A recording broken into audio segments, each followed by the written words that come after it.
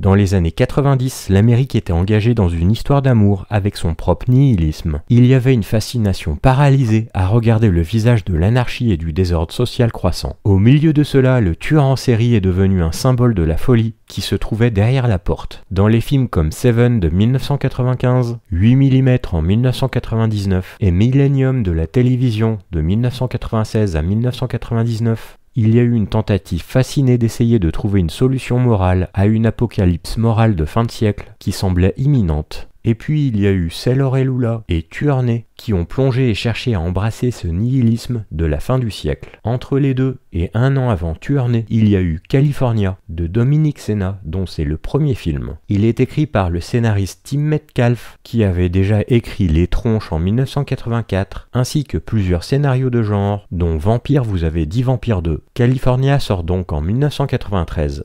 Le loyer du premier mois est toujours gratuit, c'est la loi. Alors j'ai pensé qu'avant qu'on s'installe, on va déménager tous les mois, comme ça on n'aura jamais de loyer à raquer.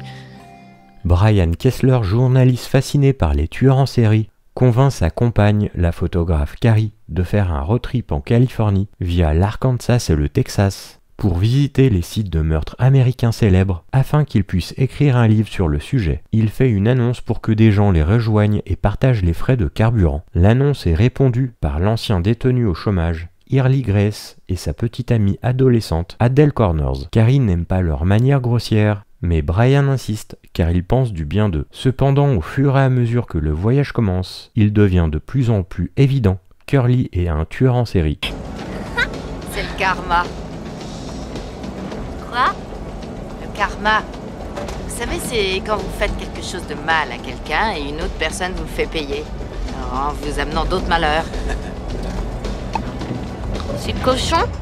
California présente plus que quelques similitudes passagères avec Tuerney, la plus évidente étant la présence dans les deux de Juliette Lewis en tant que petite amie du tueur. Comme dans Tuerney, California consiste également à enfoncer le clou dans notre obsession médiatique malsaine pour le tueur en série. Les deux films sont aussi des sortes de road movie, ce que l'on pourrait appeler des road movie nihilistes. Là où ils diffèrent, c'est dans leur approche. Tuerney est direct, c'est épileptique et visuellement vertigineux, tandis que California est plus intérieur et froidement composé. Tout son effet repose sur sa subtilité. L'un des arguments de langage dans de nombreux films récents de tueurs en série poste Le Silence des agneaux de 1991 et avec la motivation du tueur. De nombreux films, malgré leur utilisation de la psychologie médico-légale, tentent de montrer que le tueur est au-delà de la réduction psychologique. California reprend cet argument. Une grande partie de la quête du personnage de David Duchovny consiste à lui demander quels étaient les motifs des tueurs. Le but de certaines scènes dans le film semble démontrer l'absurdité de réduire psychologiquement les actions du tueur. Dans le récit final, Brian se rend compte que la seule différence entre lui et Early est la capacité de pardonner aux gens et de connaître les différences morales dans ses actions. Le succès de California réside dans la puissance de ses caractérisations. Il y a un quatuor de performances exceptionnelles. David Duchovny a été choisi juste avant de jouer dans la série X-Files et devenir un sex symbole mondial avec son insistance à penser le meilleur. Et Michel Forbes, avec sa réserve prudente, donnent tous les deux de belles performances. Cependant, ils sont éclipsés par Brad Pitt et Juliette Lewis. La performance de Brad Pitt est extraordinaire avec son absorption complète dans les détails du rôle. La démarche trébuchante, son amitié rugueuse, son clin d'œil plissant et des reniflements fréquents de porc. Il a tout mis en œuvre avec ce film pour casser son image de sex symbole. Nom de Dieu, t'étais à peine à ça de te prendre une prune. On te conduisait à la mort. Vous n'allez pas nous descendre, espèce de sale fils de pute! Tais-toi, Carrie.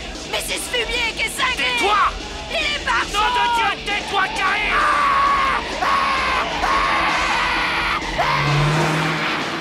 Putain, mais elle est cinglée ta copine.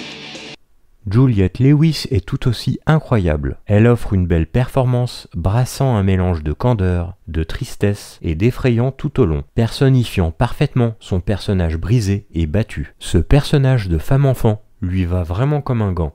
California est un petit film curieux et hypnotique. Le film ne peut pas convenir à tous les goûts. Il peut devenir extrêmement graphique, en particulier dans cette coupe non classée présentée à la fois dans le Blu-ray et le DVD, qui se vantent de plus de violence graphique et de nudité. Mais pour ceux qui pensent supporter les personnages troublants, les clichés de genre et de la violence, dont aucun n'est jamais vraiment exploiteur, California sera un thriller efficace, un que vous n'oublierez pas de sitôt. Dans California, le contraste entre les deux couples est indubitable. Il y a le couple artiste-écrivain de Brian et Carrie qui se réunissent avec le style de vitrage évident de Early et Adele, réunis pour un road trip. Le contraste ici est destiné à faire des allers-retours entre les modes de vie, les environnements et les situations, chacun luttant à sa manière, mais avec des options et des histoires extrêmement différentes, les amenant à se croiser. Brian et Carrie luttent avec leur écriture et leur photographie, qui semblent être sur le point de grandir, mais ne peuvent pas dépasser le cercle des critiques et des écrivains qui ont fait stagner les choses.